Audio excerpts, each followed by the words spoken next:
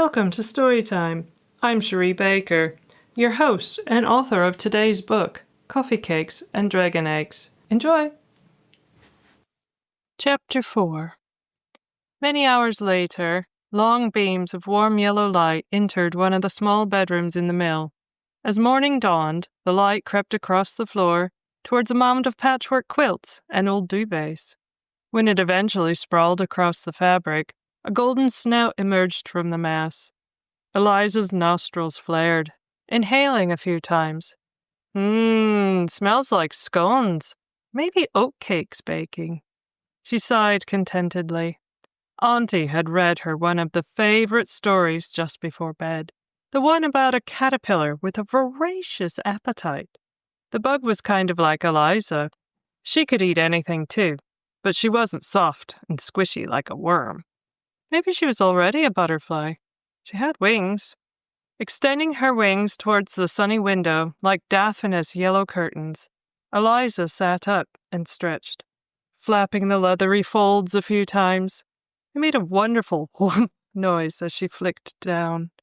A cloud of dust floated up, and her wardrobe doors slammed close. Eliza snatched her wings back to her side. Why were all the dressing table drawers open? Memories of scary zombies flooded back when she remembered Violet had left him like that, so there was nowhere for a zombie to hide. She glanced around the room, giggling to herself. How silly. Of course no monsters could hide in those tiny drawers. Eliza wriggled out of her sleeping nest and trotted to the dressing table. She rummaged through the pile of shiny baubles and held up a string of creamy blue-green seashells before putting that down and selecting a glittering set of chunky red beads. She wound them round her neck. Red was a good color for her.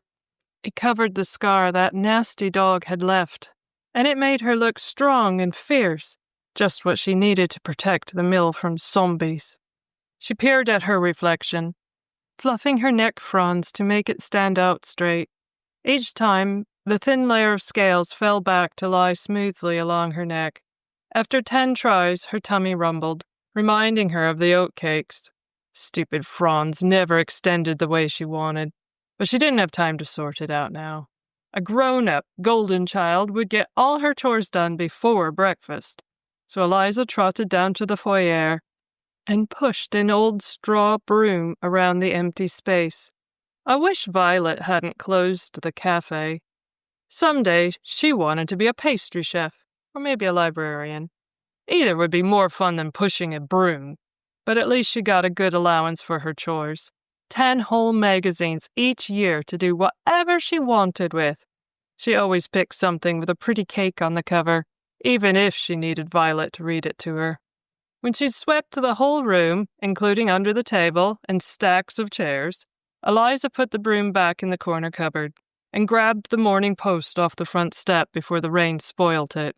A glossy picture of a beautiful cake covered in yellow icing with pretty bees lay on the top of the stack. She'd have to make that one. It looked so summery.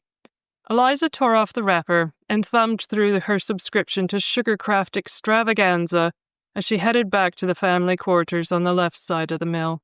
Her tail left a damp trail along the terracotta tiles as she jogged into the kitchen. "Got today's paper!" Violet tapped a plate piled high with golden scones as Eliza trotted past. "The blackberry jam is ready if you want some of these." "Ooh, my favorite. Thank you, Auntie." Eliza hopped up on the bench opposite her aunt. Violet poured a cup of tea from the pot.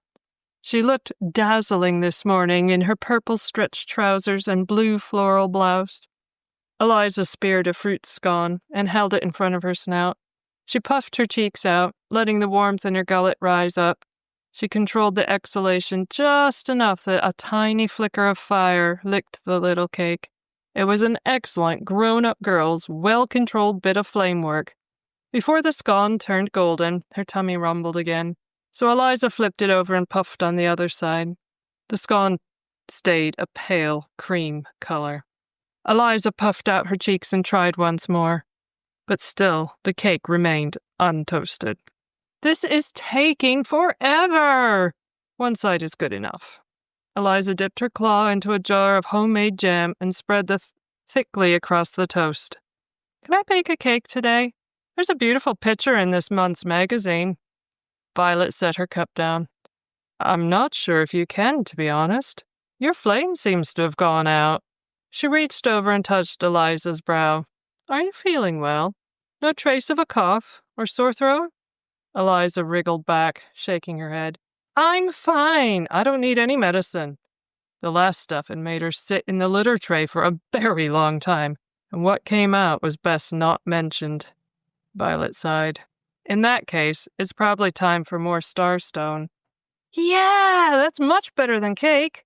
Eliza snapped the magazine shut and jumped off her bench to follow Violet to the pine cupboard where they kept the precious stuff. Her aunt took a battered tin off the top shelf. It rattled a hollow ringing sound as she lowered it, then prized the lid off and frowned. Eliza craned her neck, trying to see inside, but her aunt was in the way. What's wrong? Nothing, dear. Violet tilted the tin. A small, slightly metallic blue crystal slid into her hand. Eliza took the nugget and swallowed it whole. The warmth in her belly hardly changed. It was really tiny. Can I have another? That's all there is.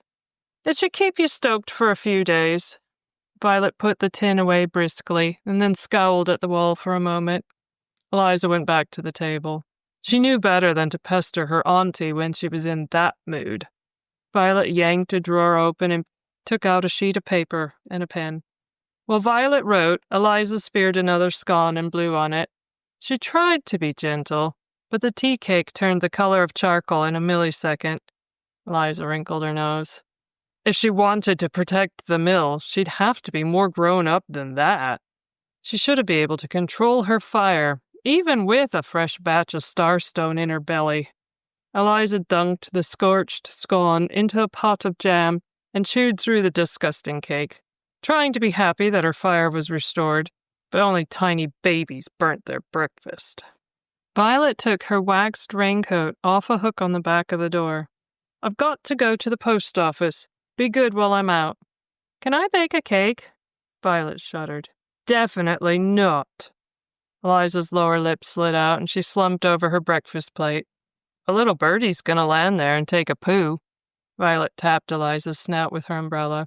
If you're good, you can bake when I get back. Eliza straightened up. Okay, I'll wait. But you have to be careful, too. There could be zombies in town. Violet flourished the brolly. Never fear, I have been trained in the fine art of umbrella fencing. Eliza blinked. Wow, that is so cool. Violet chuckled. Of course it is. Never doubt your Auntie Violet will look after you, dear. If you've enjoyed this section, please like and subscribe. New chapters will be recorded weekly. Alternatively, check out the description for places to purchase the book.